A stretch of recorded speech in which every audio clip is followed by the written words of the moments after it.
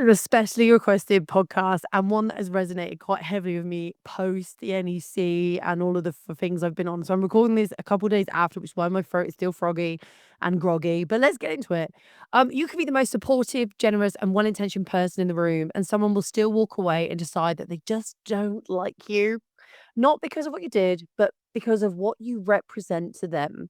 So today we're talking about it, not in a fluffy, just ignore it kind of way, but properly. And I think we do need to speak about this kind of thing properly. So we're going to get into why people create narratives about you, how reputation actually works in this industry, the psychology behind gossip, insecurity, and perception, and why some photographers are building businesses while others are still playing social survival games like it's school. Because if you're visible and if you're growing, if you're taking up space, this will and probably already does happen to you. So I want to start with something that actually happened to me. I was copied into an email, not intentionally. Someone forgot to delete the trail underneath. And what was in that trail? Messages from one person in particular about me, not feedback, not critique, just unkind, laughing about me, dismissing me, questioning my value. Like at one point, and I quote, I don't see the point of her. And this is where it gets a little bit uncomfortable. These were people who I had supported, included, brought into rooms, and genuinely felt I had positive interactions with. I had encouraged people to go and seek them out as well and say, hey, this person and what they run and what they do and how they present themselves is really good. So I sat there reading it thinking, you've been in the room with me. I know you've benefited from me. You've smiled to my face, and here is what you're saying when I'm not there. And in that moment, there was a shift. I mean, personally, it was a shift for me because it forces me to confront something most people don't want to admit. There is always a version of you that exists in other people's conversations that you did not create and do not have control over. So, what does it actually mean? Like, I don't know how to say this, but how like networks? How do you network? Let's define this properly before people get it wrong. Being networked is not followers or likes or how many events you get to attend. Being networked is you're discussed in rooms you're not in. You'll get safe space at tables you're not normally at. And that's where your reputation lives, not on your website or your portfolio. It's in conversations, be that over coffee, in DMs, in voice notes, in side comments at events. These conversations are influenced by emotion, perception, bias, and insecurity, and not just as much as we want it to be facts. It is not. And I think sometimes bias and insecurity and emotion really play into this.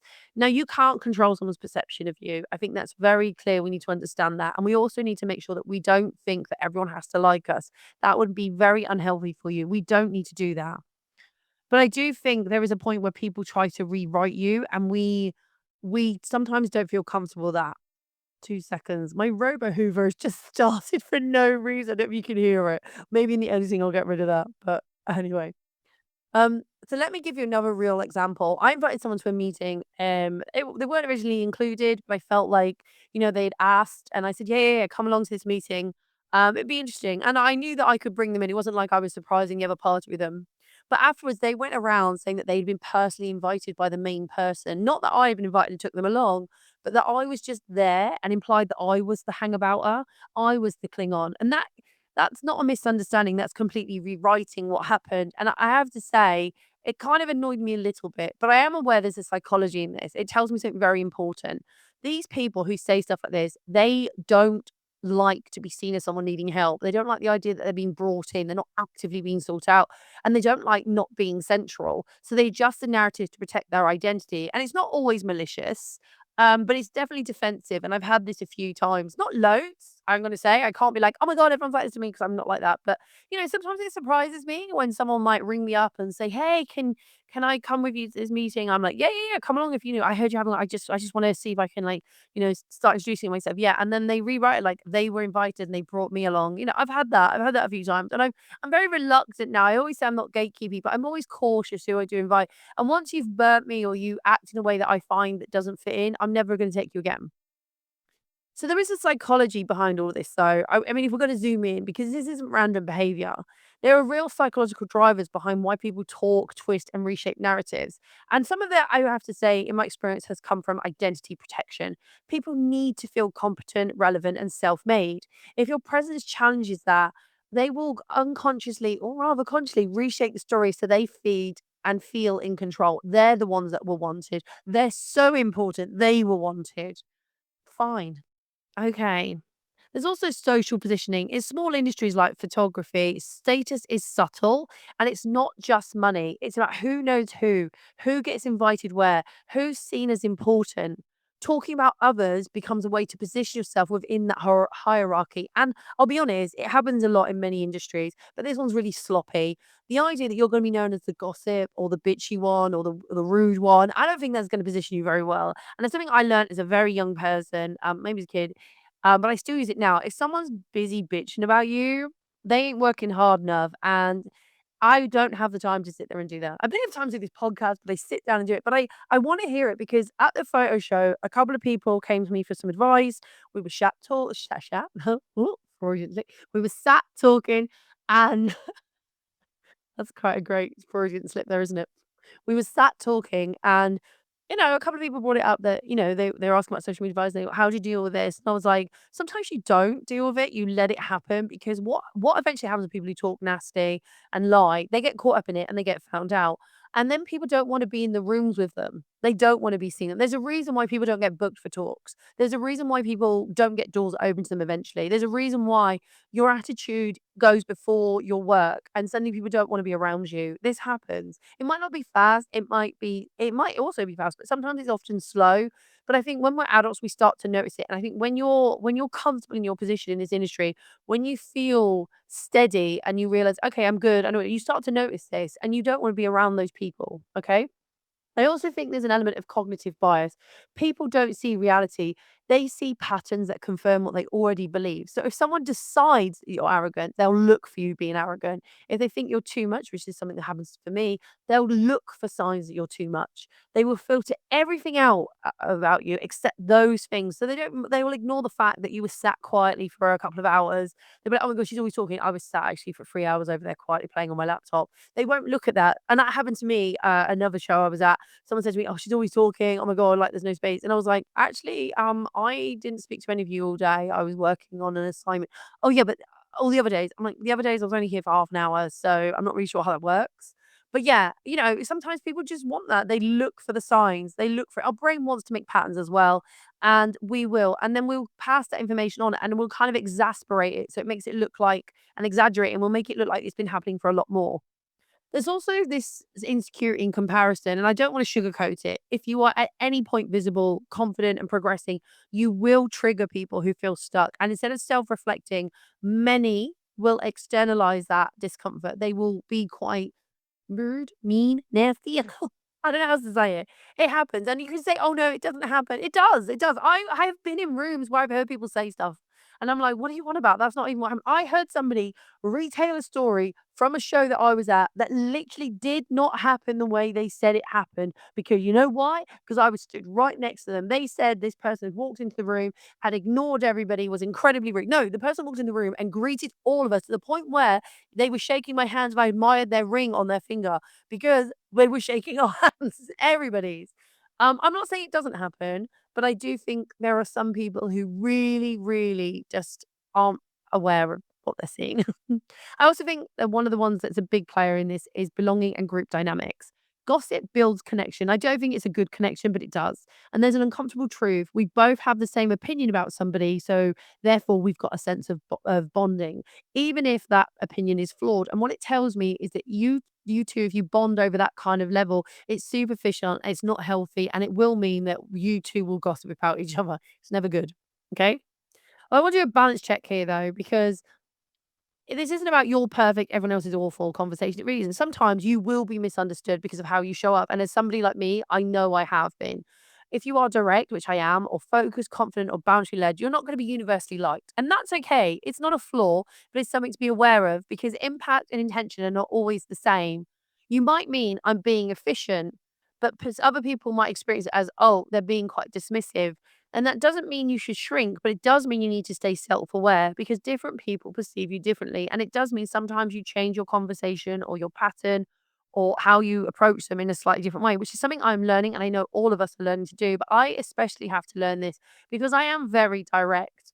I am very blunt, and it's not because I'm trying to be mean, but I am aware some people find that uncomfortable. I am not very good at sugarcoating. I am not. It's a skill that I'm having to learn, and it's one that I am still learning. But I also think in business, I would rather someone was blunt, but I'm also aware some people are still struggling to deal with that, and I have to remember that. That doesn't mean I don't like them. It doesn't mean they're a lesser person than I, but we have to understand and take accountability how we choose to interact with people, okay? I don't agree with this bully boy mindset. This idea that you go in, everyone should just accept you exactly as you are. I think people are different, and we need to understand that. So while I'm making allowances for people, I hope, and that's is that the right term? It's probably not. If you come at me if I've said that wrong, if I'm making allowances. No, they're not allowances. They're allowed to be treated different. I've probably said that all wrong, but again, come at me. I would like to think people would do the same with me, but it's not always the case. Okay. It's fine. Now, I have got industry examples where people have sent me information over the past. Okay, so during the photo show, we spoke about this quite a lot with people, but also I spoke about this at a networking event I was at recently, and then also at a photography exhibition I was at, and we were talking about it, and people give me examples all over. So someone was saying like they referred someone to a client, and they denied the referral ever happened. There was somebody who'd won an award and like, "Yeah, but it's only like such and such award." And I'm like, "Yeah, it's not downplay other people's success." Where people have said, "Oh, I've heard things about this person." And when I said, "Oh, but how did you hear about?" "Oh, someone so told me." So you heard third hand. So, we all know how this works, whispers and things like, yeah, I'm not really interested in that. It's not a conversational one. Unless you are factually there and have evidence, I'm not interested. And I think we love a bit of gossip. People do love to gossip. But for me, when it comes to someone's business and their livelihood, I'm not about that. It's a bit nasty. Also, like, I see people, I call it hate liking, where photographers will laud someone up publicly, but then in their private conversations be really critical about them. And I've also seen so-called community leaders who control access, who gatekeep, who won't. I'm all about community, but then won't let certain people into their group, or are quite rude and nasty to people. I talk about that email that I was copied into. That's a fine example of it. But anyway, and this happens when business environments are filled with people who haven't developed emotional maturity. And I'm not saying, at a certain level we all become mature, because we don't. We all have different life walks, and we've all come through different struggles. And some of us have learned faster than others, and some of us are still learning. And I think we're all still learning. But often people might bring school dynamics, playground activities into it, comparison habits, validation needs into a professional space. And although we can say, it has no space in here, it does, it happens. We are not robots. And I think it's okay, provided you don't do damage and you account for it and you acknowledge it. And I think you should also work on yourself to not have this happen. And there's a truth that people are always avoiding. Some people are building businesses, others are building identities, and these are not the same thing. If someone is focused on being liked, being seen as important, and being part of the right group, they will behave differently to someone who's focused on growth, service, and sustainability. And when these two types of people mix, you can often get friction. And I'm not saying it's a negative thing or a bad thing to be one or the other, but for me, they are two very different models that you're building. Okay. And I'm not here to sort of say one is right or one is wrong. I am aware that I am not liked by people. I am so aware. I get messages, not daily, I won't go that far, but I get people messaging me saying, "Who the hell am I to have a podcast? A person with a mic and access to the internet, with something to say. Why do you think you're so important?" I don't think I'm important. I think I would like to hear my voice on the internet. I don't think it's any more important than you. I don't know why you have that impression of me. It's the idea that you think you're not important enough. I don't know. Why does me having a podcast affect your day? You don't have to listen. You can move on. But this is a great time for you to like, subscribe, and follow wherever you're listening to this podcast. One nice little segue. And I've come across it. And I feel that there is an element of bullying in all industries. But I kind of don't get behind it in photography. At the photo and video show especially, I would make sure I greeted everyone who I knew. Not because I'm being smarmy, but because I genuinely am excited to see them. It's rare I get to see people other than online, or we banter online. It's nice to see them. It's nice to finally see Tommy Reynolds in the flesh after he's been working away for so long, hitting up with Gavin Hoey, seeing Brian, Air Images. It's nice to see. I'm trying to think of all the names I saw now. My brain is gone to mush. Seeing Hannah Kurz, seeing oh, my brain has just gone. Lindsay Adler, all of those people, seeing them in real life, it was lovely to greet them. And also just greeting people who I've yet to meet, because you're all important to me. If you come to my seminars, you're as important as any other person. If you bought my book, you're as important as any other person to me. You're not, it's important. I wouldn't have the career I have if I didn't have people supporting me. So the least I can do is acknowledge them, right? So I know I'm not going to be liked by people. I know there was people poo-pooing my books. There were people who poo-poo me, and that's fine. You're not my people. You're not who I want to hang out with. One thing I won't tolerate though is being lied about. And that is something I've always stood on business on. Especially if you are lying like really stupid lies. So that email chain was used in a confrontation. And I'm surprised they still allow me around them. But, I think they realized that if I'd let that email go public, because guess what? They did not put on "Do not share this email." It might have caused them a lot more damage. Anyway, let's get off of the, oh my god, who was it? Can you tell us? I'm never gonna tell you who it was. But that person knows, and that person also hates the fact that I know it was them, and I have it in evidence. Anyway. I should just say that email came to a really good, positive, because the person who replies and said, "I think you've got the like," was basically was lambasting that person, and I ended up still getting the deal. So yay me. Ugh. So if I just outed myself as problematic? No, no, one person's why? I never get that right. You out somebody and you're the problem. No, no, no. You behaved appallingly. You were held accountable. Like, can we just start putting the blame where the blame needs to be? Okay, so let's get back to strategy, because this is where people spiral. Your reputation is part of your marketing, but you're not in full control of your reputation. You can control your behavior, your communication, your consistency. But what you can't do is manage perception. And a lot of people do. They try to overthink posts, dilute their voice, or stop showing up fully, all to avoid being talked about. And the more you do that, the more you disappear. And that's how you disappear essentially. And then you wonder why people don't want to hang out with you. That's awful. But like business don't want to interact with you, and my reputation isn't one that's recognized. Okay. For me, I don't change how I am. I just alter it, which is literally a change, I know, for the room that I'm going into. So I'm still outlandish and crazy, but I when I go into a room, there's a way to be outlandish and crazy in different ways. I don't think I've explained that very well.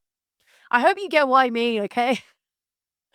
There is an internal impact, and I don't wanna pretend that this doesn't get to you, and it has got to me. That email made me pause, it made me have a little bit of a wobble, not because I believed it, because I knew it was bullshit, but because it makes me question, "Is this how I'm being seen? Is this what I'm being presented as?" And if you're not careful, those questions start becoming, "Maybe I should change, maybe I should stop being me." And I think that's the danger, because you're now adjusting based on narratives that you didn't create. Like, stop it. Just stop it. Like, that's not good for you. Imagine if you changed every time someone had a bad thing to say about you. Like, come on. Now, if it was something like, "Oh my god, she was really rude to so and so," and you were, then you need to change. But if it was a case of, "Oh my god, I can't believe she sounds like that." That's how I sound. Get over it. I do think though we need to get practical, and that, you know, I think real experiences outweigh secondhand opinions. And, if you stay consistent over time, people start to believe you. Don't chase every narrative. You will exhaust yourself trying to correct everything. Some things are just left to ignore.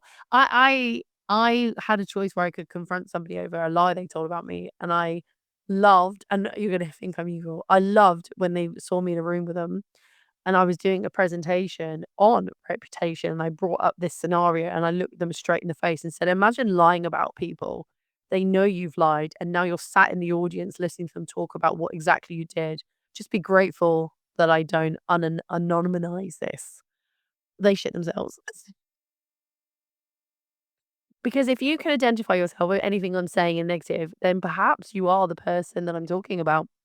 Perhaps you are that person who's behaved that way. Because if you haven't behaved that way, you wouldn't identify anything I'm saying as you. Okay? I am all for being self-aware and not self-doubting. Reflect, but don't collapse. Watch patterns, not moments. One comment is noise. Repeated behavior is insight. Okay? Listen. When someone does one comment, we can be tired, we can be flustered. I mean, it depends on what kind of comment it is. I'm not here to excuse appalling behavior. But we can be tired, we can be flustered, we can have many moments, okay? But if you are continually and consistently behaving in that way, that's an insight into who you are. All right? I also think you don't need to shrink, but you need to be selective who you spend time with. So adjust access to you, not your identity. That's a good one to learn. And just because people are deeply invested in talking, those people usually aren't building at the same level. Like, keep the building anyway. Keep going, keep reaching higher, keep doing what you're doing. Because honestly, if people got time to sit down and talk at this great level, I'm just like, wow, you're not working, right?